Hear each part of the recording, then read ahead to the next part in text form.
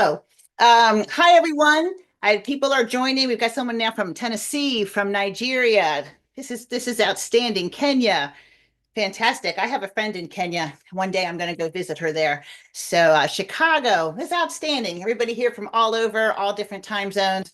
I really appreciate you coming in and spending some time with us. So welcome to Master Your Time, Master Your Business. These are productivity hacks for business owners and professionals.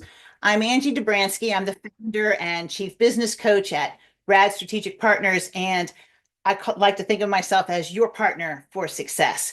And today is all about taking control of your time so that you can focus on what really matters, which is growing your business and enjoying your life. And time, it's our most valuable resource. It's the only thing we have that we cannot renew. And so I really do truly appreciate you spending some of your time with me today.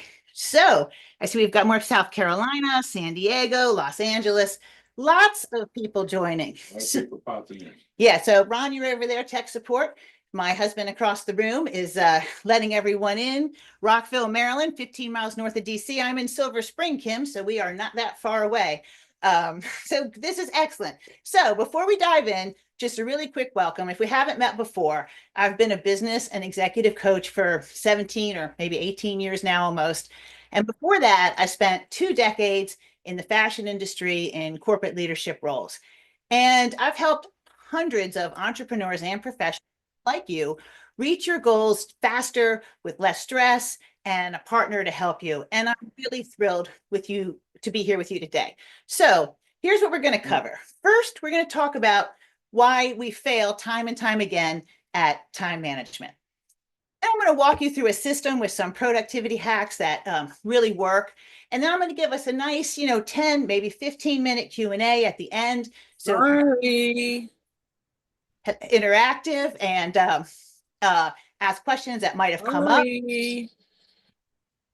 And I want to encourage everybody to make this as interactive as you're comfortable with. So, it makes it more engaging and fun when we're all participating. I want to encourage you to turn on your camera if you're comfortable with that.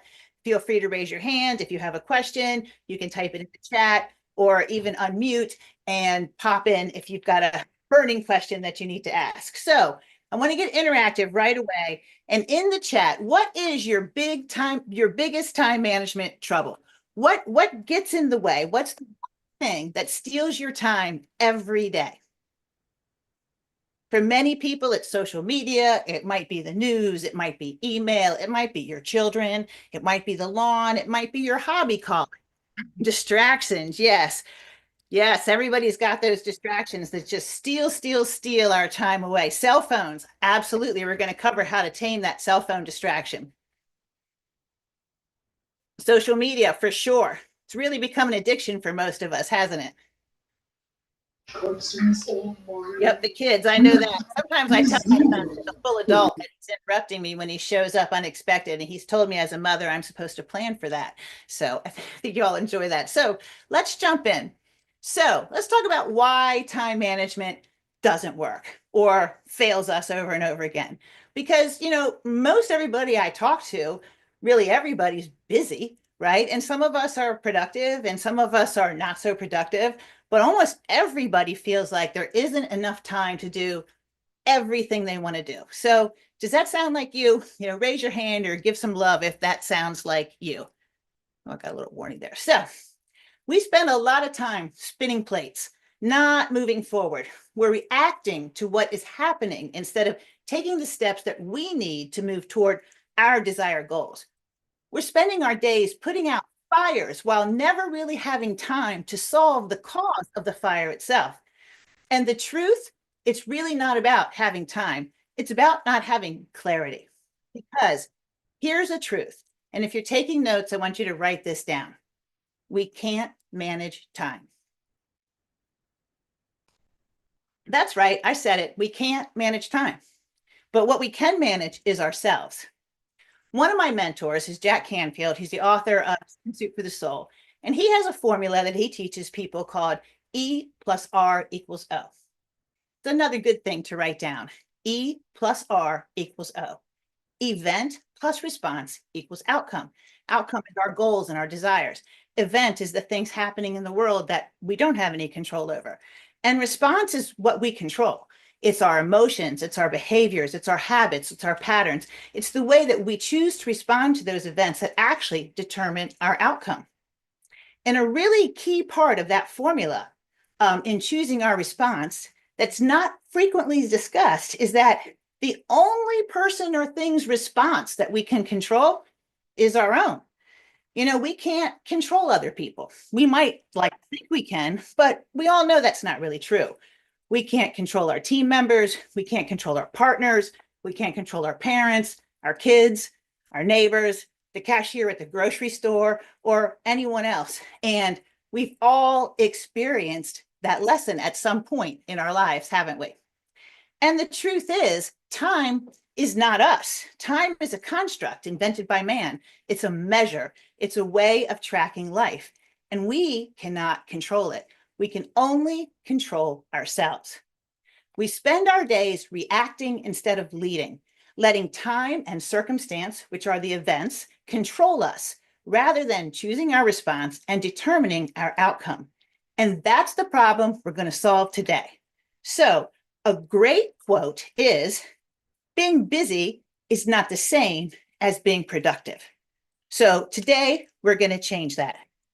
Let's see, we got a lot of people here today. So as you're popping in, please feel free to comment in the chat and let us know where you're from and what your biggest time management struggles are coming in. So let's recap what we've kind of learned here, why we can't manage time. We can only manage ourselves. Time is just a measure. Busy is not productive. It's lack of this clarity that lets time control us instead of the other way around. And we spend too much time reacting instead of leading. And I'm going to teach you now how to change all of that. So I'm going to give you my 5-step productivity framework. This comes straight out of my ultimate guide to time management. I will send you a link to it. We're actually going to send you a download to that tomorrow after the webinar. And my handy tech support will drop a link in the chat if you just can't wait to download that. And you can download it from my website right away. But don't worry, the guide, you will get it by email. Because I know it's exciting. So if you don't want to wait, go ahead and download it, but keep paying attention because it'll get mailed to you. So let's go step by step through the framework. So the first step is to prioritize. You need to set clear priorities every day. Hold on one sec. Okay, you need to set clear priorities every day. Define your top 5 business goals or life goals. What are the top 5 things you're trying to achieve right now? And then you need to look at the things you have to do and separate the high priority tasks from the low priority tasks. What are high priority tasks? Well, which tasks will move you towards your goal and which are just busy work? Not that busy work doesn't need to be done, but what's the priority, right? What's urgent? You know, if it's April 15th, taxes, and you're in the US, taxes are fairly urgent, right? But if it's March 15th, they're, they're important, but not urgent. So as you decide what are my top 5 goals and what are my tasks and what's high priority and what's low priority, ask yourself, am I taking at least one small step every single day in the direction of my goals? Because as we all know that old law, an object in motion stays in motion. We need to keep the momentum going in the direction of our goals. So I want to launch just a quick poll. Got it. I knew where that was going. So I've got just 2 yes or no questions for you. So number 1, do you have written goals that you review weekly? Yes or no? And do you use the GPS or Google Maps or some other app when you're going places to find the best way to get there? So let's see how this is going. We give everybody good. We're getting a good participation, everybody. Really appreciate it. We got over 60% already answering. Excellent. Excellent. So we've got about 2/3 of you. I'm switching now. So 60% don't have written goals that they review weekly. Congratulations to the 40% or so that do. That's amazing. You're actually in the minority of people, but in the majority of people who succeed. And on the do you use a GPS, like I kind of expected, 92 of us do use a GPS or an app or some other map to find the most efficient way to get there. So I'm going to end the poll. Yeah, we got, oh, good, 74% participation. So pretty good. By the way, congrats to this crowd for a lot of you having written results that you do, written goals that you do share every week. Again, you're in the minority of people, but the majority of those who succeed. So let me just stop. Get rid of that poll out of my way. All right. So very few people actually do have written goals that they write down, and yet study after study has shown you're many, many times more likely to achieve goals that you write down. You're even more likely to achieve them if you have a plan to achieve them, and even way more likely to achieve them if you have somebody holding you accountable, or even some self-accountability, which is where apps and other things can come in. And, but almost everybody, 92%, I think it was, said they use a GPS for getting directions when they go places. And the truth is, not writing down our goals and reviewing them every week is pretty much like not setting the GPS or using a map, if you're an old schooler, and getting in the car, just driving around, hoping that you'll land at your destination. A failure to plan your time really is just a failure to plan. So prioritize. What are your goals and what are the activities that matter toward them? Next, eliminate distractions. I think when I asked the question, what gets in everybody's way? Oh, good, excellent. Thank you for sharing those, Cameron. Eliminate distractions. Distractions is what everybody said gets in their way, right? So yes, we're all aware of the distractions. In fact, I think they say we live in the information age, but maybe it's really the distraction age. So here's my suggestion. Turn off your notifications. Just turn them off. Declutter your workspace. Get rid of all the stuff. I have to tell you, my office was a complete disaster this morning after I rearranged all the furniture for this webinar. And I still took 15 minutes to declutter a bit so I could have a smooth place to focus on you. And if you're in a noisy space or, with other people, use noise canceling headphones. Just get them out of your space.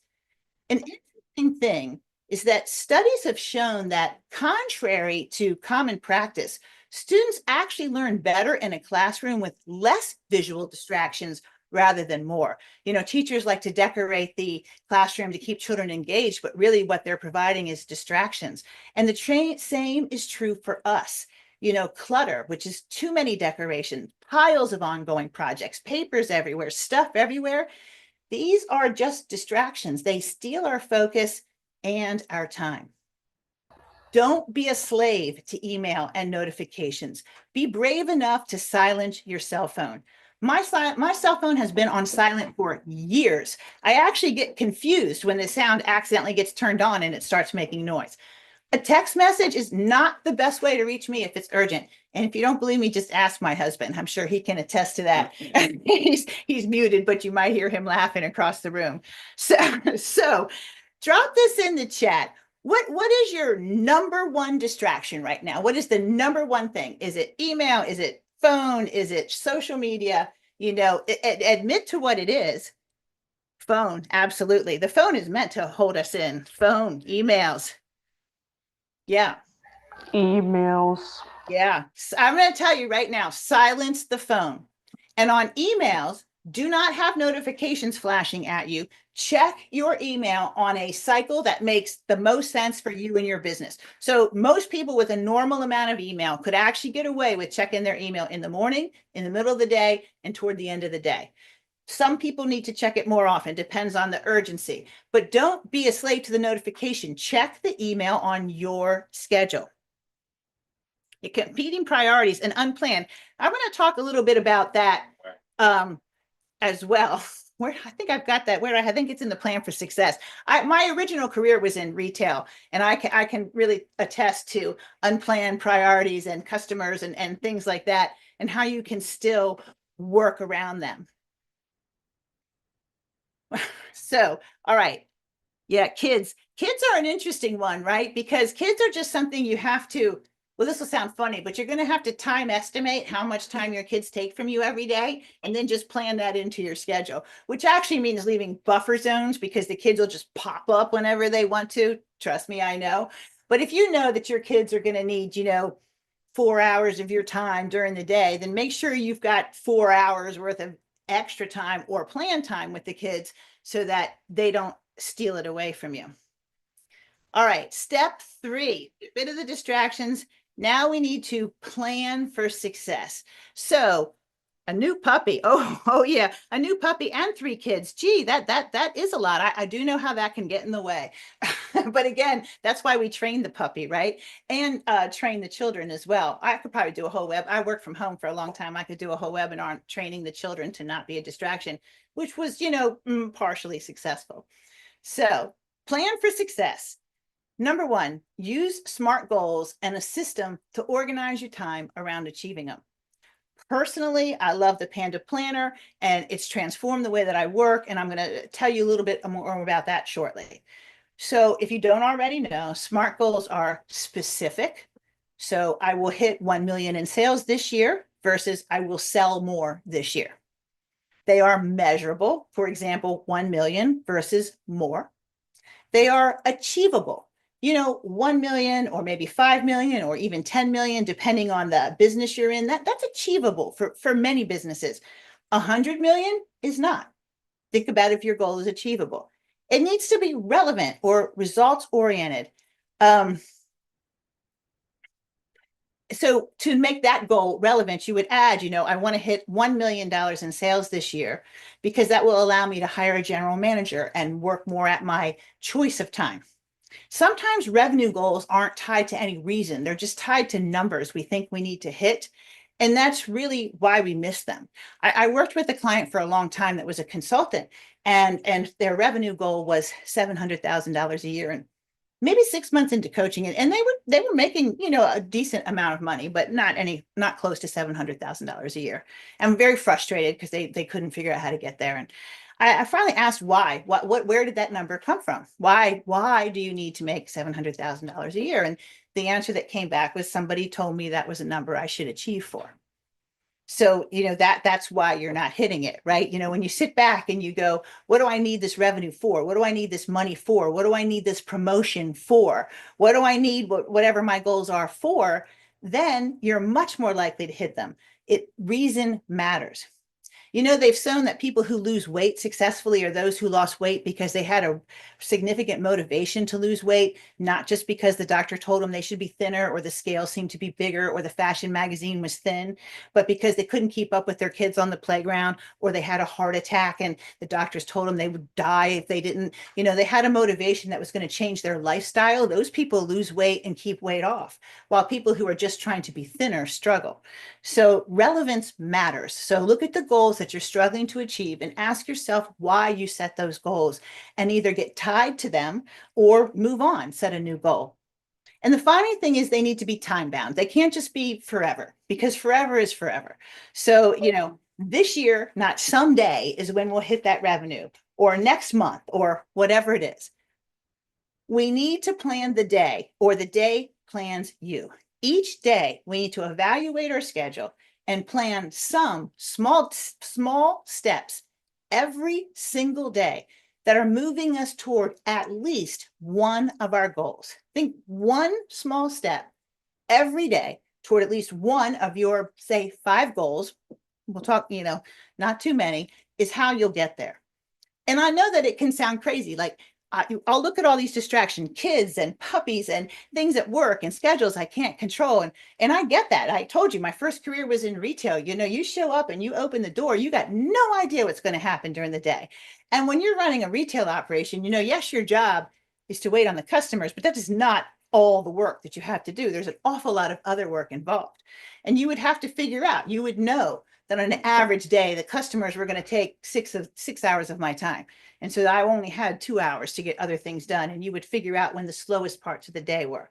If you're in sales and you're trying to reach restaurateurs, you've probably learned a long time ago that there's 2 really good times a day to call them, right? Which is like between 10 and 11 and between like 2 and 5, the slowest parts of the day, and they're there, right? Right. So you have to plan for the day. And if you can plan out every minute of your day because you have no distractions, fantastic. You'll reach your goals faster. But if you have to allow half of your day or 2 hours of your day or a quarter of your whatever it is, because you know that other people and other obligations are just going to take that time, then you plan around it. You make it part of your time. So I mentioned the Panda Planner, which I will get back to you. If it because once you're planning the day, you got to plan the day, and we'll get a little bit into that. If you have a planner or a system that works really well for you for planning the day, I want to encourage. Ron just shared the Panda Planner in the chat. You can check that out. If you have something that works for you, I want to encourage you to share it with everyone else because everybody has different tools, and the more we share, the better it is. All right. So we're going to prioritize so we know what our goals are, what we're going to prioritize so we know what our tasks are, high or low priorities. We're going to get rid of our distractions and we're going to plan for success. We're going to set goals and we're going to make sure that we take a plan to take at least one small step every single day toward at least one of our goals. So next, we're going to avoid burnout because I think we're all familiar with this idea. First, learn to say no. And I know we're busy people and everybody wants something from us and we're trying to please everybody and get everything done so that we can be successful. Just learn to say no. When you never say no, your yes means nothing. Your time is valuable and protect it, and people will respect that. Take real breaks.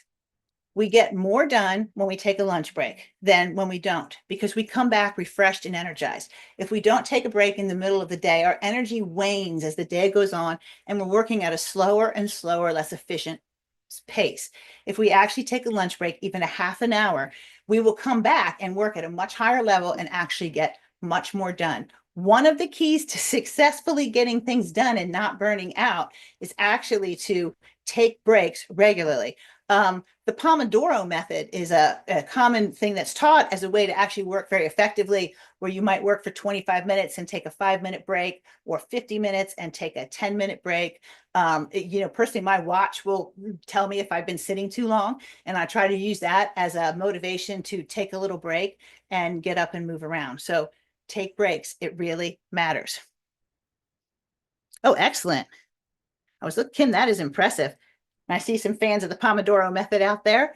And the Pomodoro method's great because it's easy to learn and it's easy to modify too. So make time for self-care. I know it's a buzzword right now, but it is important. We need to take care of our physical bodies. We need to take care of our brains, and we need to take care of our emotional well-being to reach our full potential and to be able to enjoy the fruits of our labor. We need to exercise. We need to learn how to meditate or focus or calm our brains. We need to learn how to pause, and not react emotionally when things don't go our way. Because that is how we control our time and we plan our day and we control our response and determine our outcome. We need to spend time creating, thinking, reflecting, growing. And those of you with kids, you have much less time for this. Franklin Planner, oh, good old school one too. Then always a great one. I love that planning idea. Thank you for sharing that and reminding us of that. It's the spending, the thinking, the growing, the reflecting. It's really important work because it allows us to achieve what we desire. And one thing I learned early on in my coaching was that not only did I need to help business owners sort of learn the things that they needed to do and learn how to manage people and give them some tools and things like that, I actually had to help them grow into the business owner who could run the business they wanted to see. And we all need to do that. We all need to grow into the person we need to be to enjoy and achieve the success that we want. There's this myth of balance as a way to burn out, work-life balance and these strict boundaries and all of that. And if you're an entrepreneur, you know that's very unrealistic because life just isn't always balanced. Sometimes your kids need more time, and sometimes your business needs more time, and sometimes you need more time. Sometimes life needs more time. It's just, there's no real balance, if you ask me. But there is this idea of integration, where we are our full and healthy selves all the time. We're the same person we are at work as we are at home. We have, we're not healthy in one place and unhealthy in another. We're just fully integrated in our lives. And that's really balance. that is achievable, is being the full person and reaching the full potential that we can become. So, let us in the chat. What's one little self-care habit that you can prioritize this week? What's something you can do for yourself? Do you need to, spend 5 minutes and meditate? Do you need to get a manicure? Do you need a massage? Do you need to go for a run? Do you need to get back to the gym? Whatever it is. Yeah, I love the pamper. I'm a fan of the pamper, Paulette. I don't remember how to make this. Oops. There we go. Oops. Hold on. I will get back to where, there we go. There we go. All right. So yes, what else we got? Yeah, take a walk more often. A walk in the middle of the day is a fantastic way to refresh. I have some clients that do that regularly and they notice it when they don't do it. All right. So we've prioritized, we've gotten rid of the distractions, we've learned to plan our days. We're going to avoid burnout by taking care of ourselves. And then the next thing we need to do is to learn to delegate, to elevate to the next level. Because you know what? You can't scale and reach your biggest goals by doing everything yourselves. Doesn't matter how competent you are, how smart you are, how able you are, how motivated you are. You can't do it all alone. So figure out what you can delegate, assign it to the right person, and let it go. And I want to talk for a moment about the difference between delegation and abdication. So in abdication, I toss the task. I toss it to my husband, hey, you take care of dinner tonight. And I never check back. And I come in and he's made something for dinner that I don't like, right? Whose fault is that? Mine or his? That was abdication. I abdicated responsibility. I told him to do something, didn't give him a lot of instruction, never checked back in, got whatever result I got. That's not delegation. When you delegate something, you give clear instruction about the expectation. You check in partway to see what's happening. If I was going to delegate dinner and I cared about what we were happening, I might say, could you make dinner tonight? Choose something from the list that we have in the kitchen of things that we have ingredients for. I don't care what it is. So I've already given instruction. And then I might pop in, just to make sure that he understood and found the list and knew what he was doing. Right. And then we would both have a dinner that we love because I delegated it rather than abdicating it. You want to think of automation as the same way. So when you automate something, a lot of people abdicate to automation. What you really need to do is delegate to automation because automation is really just a robot that you're delegating to. So make sure that your automation had clear expectation of the understanding, you set it up well, and that you check back on it periodically because, in this fast moving world, things change and stargazing. That's a fantastic one, Catherine, for self-care.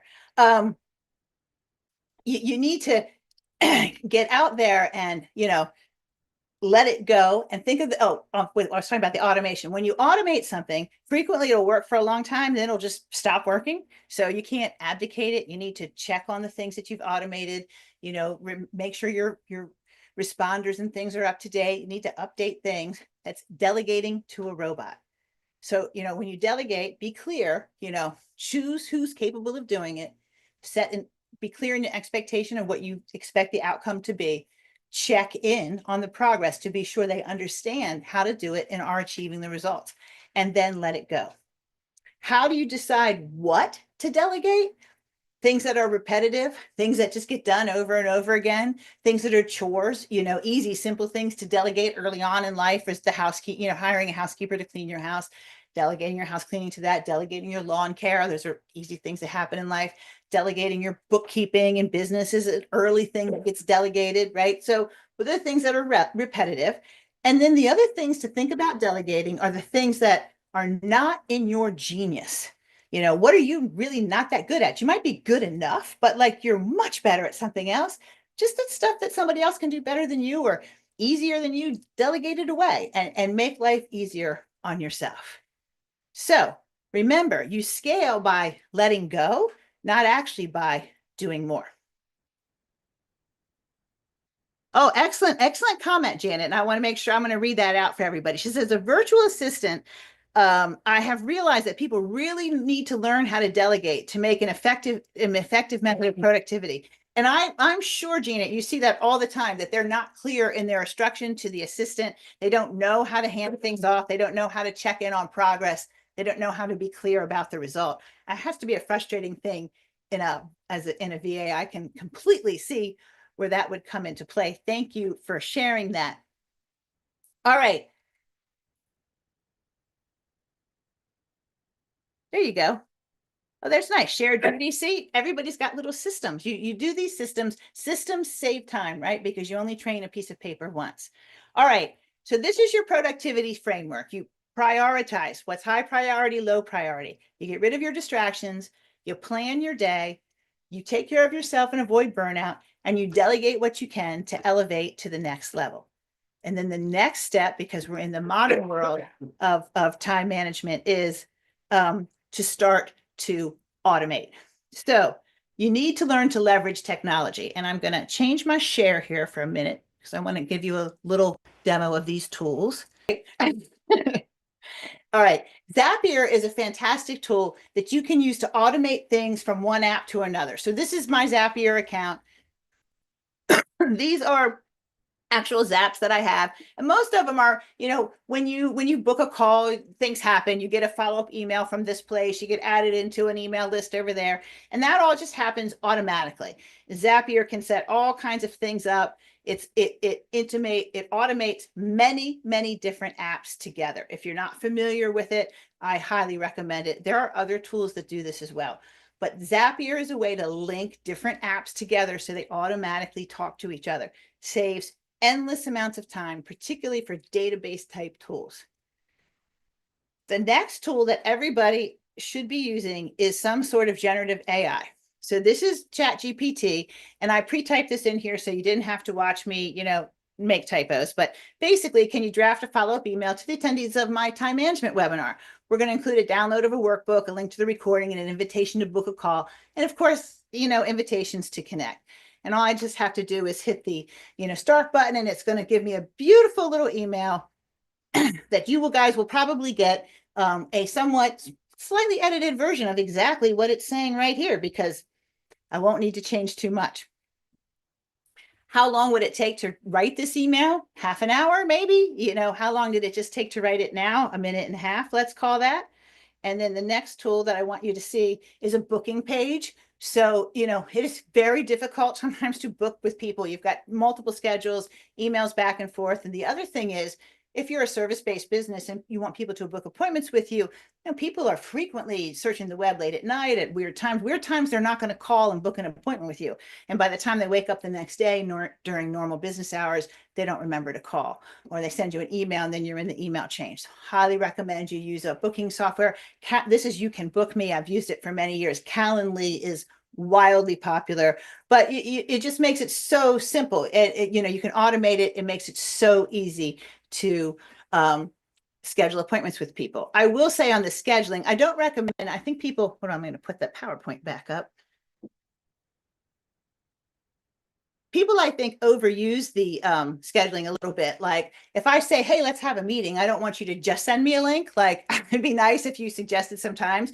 But my general rule is I'll say something like, hey, I'd love to get together with you. Are you available at this time or that?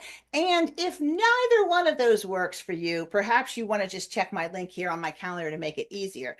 That way you're not just sloughing it off. You're not abdicating it to automation, but you're giving people options. It's just a much more personal touch. So which ones of these are you guys maybe excited to learn about or to try? Let us know in the chat, which I've now completely lost. I don't know where the chat is anymore, hon. Oh, well, anyway, so one of my challenges to you is pick a new tool to test this month, and it doesn't have to be one of the ones I showed you. It might be, right? But pick something new and give it a try and see how much time it shares you, because it always amazes me, how much time can be saved with the tools that are available nowadays. Zapier is a good one to try. Chat, yeah. Guys, Zapier is a fantastic one, and you can I don't remember how much you get for free, but there's a fair amount you can test out for free, as I recall from the beginning. It is a really, really excellent tool, particularly as a way to, like, again, tie apps together once you try it and you see how many apps are connected, because it also will suggest things it can do for you. So, all right, some new tools. Remember, use tech. We're in the time of, tech hatred, but also tech help, right? So let me tell you a little bit about, there we go, the Panda Planner. So I am a huge, huge, huge fan of the Panda Planner, and I'm a tech person, guys. I got no problem with technology. I've got everything automated. I use a tech, but I use a physical planner. That's a picture of it there on the screen. And it's an amazing tool because I use it to be able to sort of juggle my time between coaching and marketing and creating content and admin stuff, that's always in your head, and then your life as well, what you're trying to work. And it helps me to time block and to really, I mean, take control of every day. I start every single day 90% of the time by opening my planner and writing down the top 5 things I want to get done that day, writing in my schedule, figuring out when I'm going to do those things, reflecting on what's worked in the past, and getting started. And that sounds like a lot, but it takes like 5 minutes. And it centers me and it helps me to get more done in less time, and it makes me to really, really feel in control. And I'm going to let you see it a little bit. So it has, oh, I thought there was, oh, it's in here. Huh, there we go. So there's a couple of sections. So one is the monthly, and this large section here is my crazy monthly calendar. I don't necessarily think yours needs to look this complicated, although it's not that complicated. So what I do this every month, and what I have planned on here, the bottom that's kind of in green on this one, these are regular recurring things that need to get done every month or every week. And so I figure out what day I'm going to do them. All of them are moved in the direction of my goal. At the little thing scribbled at the top, those are my social media posts for the day, because it's easy to plan them there while I'm working on it. And then that thing in the middle is my, fitness plan. So I do that once a month. Usually in the middle of the month, I do it for the next month. So that just helps me to make sure I get those things done and to give me a little bit of focus for the month. And then there's this daily page over here. So these are my top 5 things I'm going to get done. It's got room over here for my schedule, which I write in during the day. And it's got places for reflection at the top and the bottom. Really an amazing tool. There's also a weekly section where you sit down and you plan your week. And I have clients love the weekly section, don't use a monthly section. I don't really use the weekly section, I think, because I might have more clarity around what I'm doing. So I didn't show you that example, and I'll be fully transparent. But I've used the Panda Planner for years and years and years now. It is my absolute favorite tool. Somebody mentioned the Franklin. Yeah, one cannot manage what is not measured. That is one of my favorite sayings, Kim. Somebody mentioned the Franklin planner in here. Same kind of idea. There is a big difference between what you write down and what you type in the computer, and kind of the way that it integrates into your subconscious. And if you're younger, that may be different. Like if you've always been in the digital age, it may be different, but I'm not even sure that's true. So I do find that the writing down really helps me to center every day. I feel like every single day I have, chosen my day. I used to use it only Monday through Friday. I actually use it on the weekends now because it's integrated into my full life. So there's a tool for you. If you're interested, check it out. And, if you've got something that works for you, keep using it. So we're going to jump into some Q&A.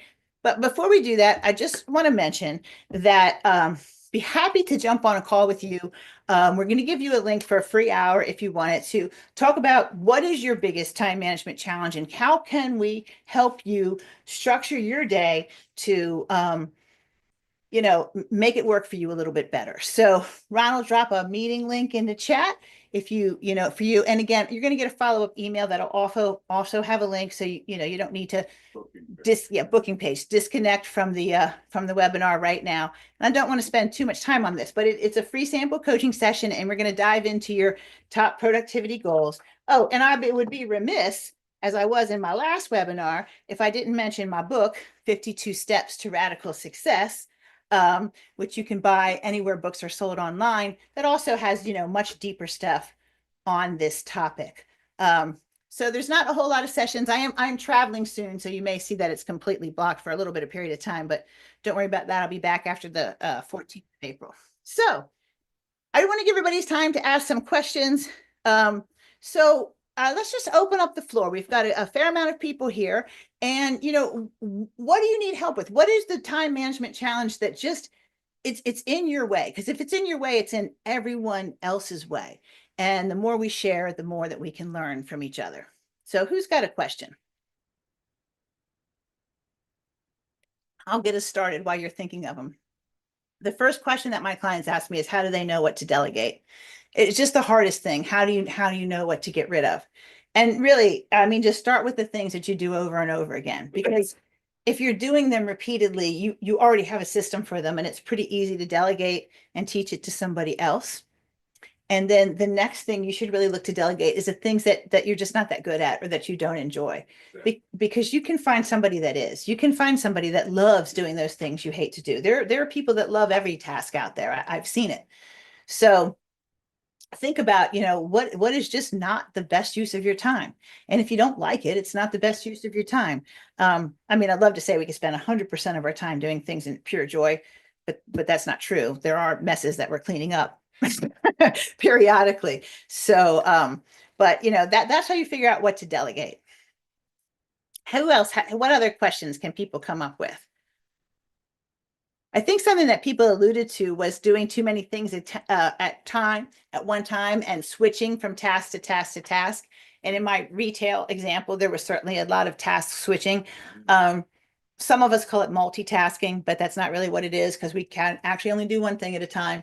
So we're task switching, and it's very inefficient use of our time, because you lose like 10 minutes on each side when you switch tasks. And this is why I use the Panda Planner, actually, because it helps me to block time. I was yesterday, I sat down and I filmed 7 videos at once, and that took like an hour and a half, right? But it might take me an hour a day each time to do 2, but it took an hour and a half to do 7. So use your time effectively. Don't switch between thing after thing after thing. Let's see. We have any other questions popping up? Got nothing. All right, I know the question. Oh, here we go. Let's see. My office uses project. Oh, interesting.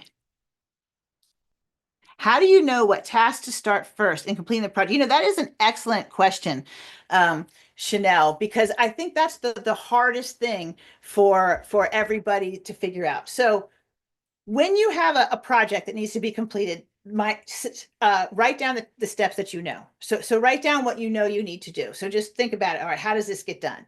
And then you go, what is the easiest first thing I can do to get started? So, if it's a long-term project, like, well, let's see, we have a long-term project going on, years actually, of building a house in Mexico.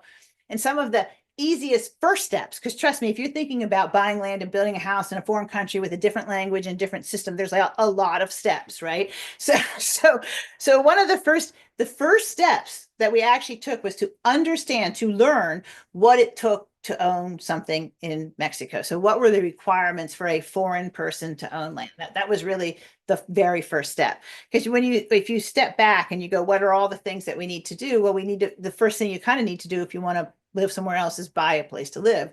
So what do you need to know to buy a place to live? Well, if you're not from there, you certainly need to know what's required. So just a way to think about it. I actually, as a coach, have long thought one of my gifts was the ability to help people find that first small step. I do think that's what stops people from getting momentum. They see the big picture, but they don't know how to get started. And my advice to you is take the first smallest step that makes sense to you, and the next steps will reveal themselves. They always do. There's one above that too. My office uses the project management from Kim. Yeah, I see this. So use Asana. Asana is a great project management tool that Kim is sharing in there. A lot of my clients use it. It's a great way, particularly if you have team members, to keep everybody on the same page. And when you're using a spreadsheet to track the micro details, Kim, you can, using Zapier, tie Asana into a spreadsheet and automate some of that if you're transferring details in 2 places. This is a great use of Zapier. A lot of data that we're putting in 2 places or 3 places or 8 places, right? Depending on what we're doing. But if we have the same data or some data from one place to another, a tool like Zapier is how you can make that happen automatically. Let's see, did I miss anybody?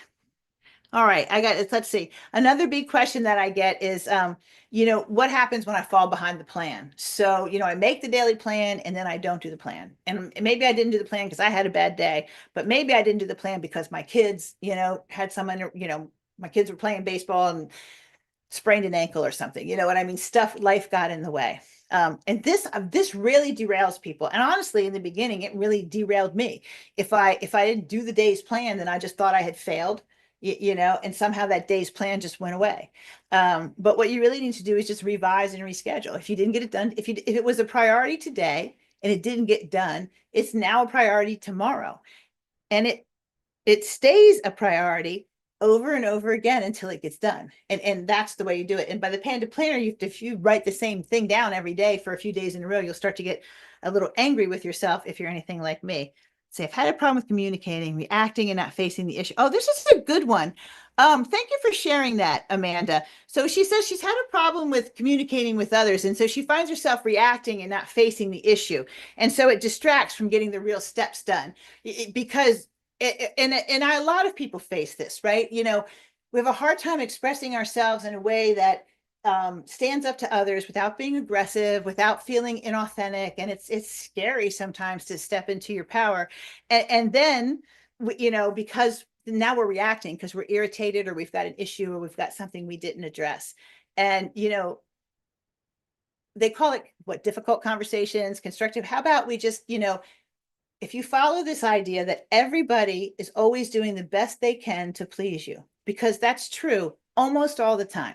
So just think about yourself. Most of the time when you're interacting with other people, you're actually trying to please them. I don't mean, you know, please them, but you're trying to be amenable. You're trying to work with them. You're not trying to do it wrong. You're just not.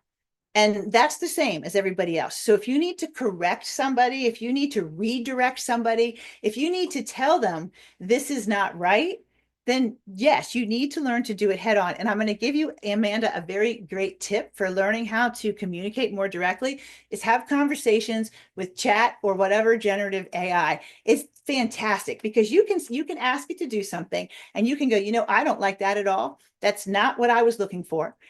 And it will just go, oh, no problem, and give you another version of it. And it really helps you to see how your communication's not as clear as you think, and that it's really okay to correct it. I find it a good way to practice. Some of the Chat GPT stuff, you know, templates. Yeah, I see. Kim, oh yeah, Kim's got a big Excel tracker. I've seen some pretty interesting systems over time. And by the way, on that note, you know, whatever system works for you, works for you. If it's working, if it ain't broke, don't fix it. That doesn't mean don't be open to new ideas that might be better. But I've seen people who had paper-based notebook systems that were like the best CRM you've ever seen. So, you know, you figure out what works for you, but you have to use a tool because you can't do everything yourself. And I know another big thing that people face is, you know, how do you stay focused? Because everything seems urgent. You've got so many deadlines and everything needs to get done. And it's just all this noise in your head. And the truth is the noise in your head is just taking up a lot of your time and a lot of your space and a lot of your energy. And this is why I say, you know, learn to plan and trust the plan. You know, you know, learn to plan, use a tool, do a monthly plan, do it, write down your goals, you know, keep track of your projects, use automation. If you learn to plan and you trust the plan, then that noise in your head just goes away because you have faith that you're following everything and it'll all get there. One of my favorite side features of the Panda Planner is this little tiny section at the bottom called Notes, which is actually where I write things down that sort of crept up that need to be addressed, but I'm not going to derail my day, but I don't want to forget about them. And so I just write them there in the planner and then they don't get forgotten about. They get planned at some point in the future. So do we have any more questions popping in? Thank you guys for participating in the chat. I do really, really appreciate it. All right, so I'm gonna do a little wrap up on once again, one last nudge. You know, there are limited spots available for a free sample session. I am happy to spend an hour with you and talk about your time management challenges one-on-one and give you some in-depth thoughts on how you can reorganize and reach your potential. So if you haven't booked it yet, this is your reminder, and you will get one last reminder in an email tomorrow. And you're also going to get in an email my ultimate guide to time management after the webinar. It's got some worksheets in it and covers the process that I went through in some more detail. So that will be helpful for you. And don't forget about my book, 52 Steps to Radical Success. You can find it everywhere books are sold online. And so just to wrap up, because I appreciate your time, I just want to say thank you very much for being here today. I really, really appreciate you spending time with me today. It is your most valuable asset, and I'm honored that you spent some time in with me. So you'll get an email tomorrow, and you'll want to download your guide. You want to book your sample session, and you want to follow me. I'm on all the social channels, but LinkedIn and YouTube, I regularly post helpful content, videos and written content to help you reach your full radical success. And I really appreciate you again. So we put some links in the chat so you can connect. Pretty easy to find online if you Google Rad Strategic Partners or Angie Dobransky. Again, I'm Angie Dobransky, your partner for radical success. And I can't wait to see you reclaim your time and build a business and the life you love. I hope to see you all soon. Thank you guys for all the love. I appreciate it. Thank you so much, Naomi, Mercedes, Mandy. I super duper appreciate it. Everybody have a great day. And again, you get the link to the replay. I'm always here to help you achieve success, and I look forward to seeing what you achieve in the future. Have a great week.